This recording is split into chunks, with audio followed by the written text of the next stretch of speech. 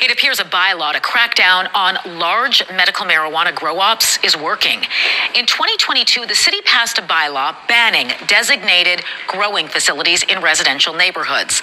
This after neighbors complained about the smell in cases where a single house could hold hundreds of plants legally under federal rules. With more on this, CTV's Jeff Keel joins us now live in the newsroom. Jeff, where's the proof these large marijuana operations may be drying up? A new report at City Hall says since the bylaw was introduced, no one has applied to run one of these production facilities, but a local medicinal marijuana advocate worries this is creating access issues for patients. Since the city restricted where some medical pot can be grown, it appears no one has applied for a license to grow. They could see this coming down the pipe, the people who are doing this. Under federal rules, people can apply to grow medicinal pot for other people.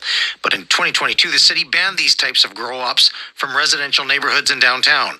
Councillor Ross Eady says the bylaw closed a federal loophole that allowed people to grow hundreds of plants in a single house. This after neighbors were complaining about odors and the potential to attract crime.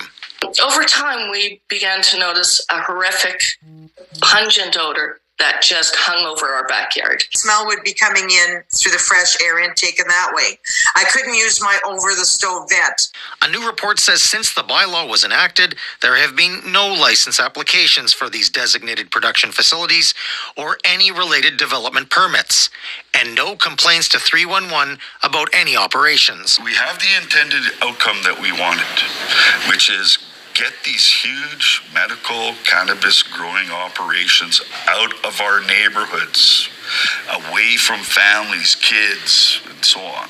But a local medical marijuana advocate says the bylaw is preventing access to patients who can't grow their own plants, which he calls immoral. Overly burdenous regulatory system put on the backs of patients to stop criminal activity. Stephen Stairs also says this creates a financial barrier as well. So if you're buying cannabis in a recreational store but need it medically, you can't write it off on your taxes. You also don't have the limits on possession, the cost effectiveness of production at home rather than purchasing. Now, the report also says in October 2022, after the bylaw came into force, Health Canada said that there were only 20 designated growers in all of Manitoba, down from 2,000 initially, but it said Health Canada couldn't say why. All right, thanks for this, Jeff.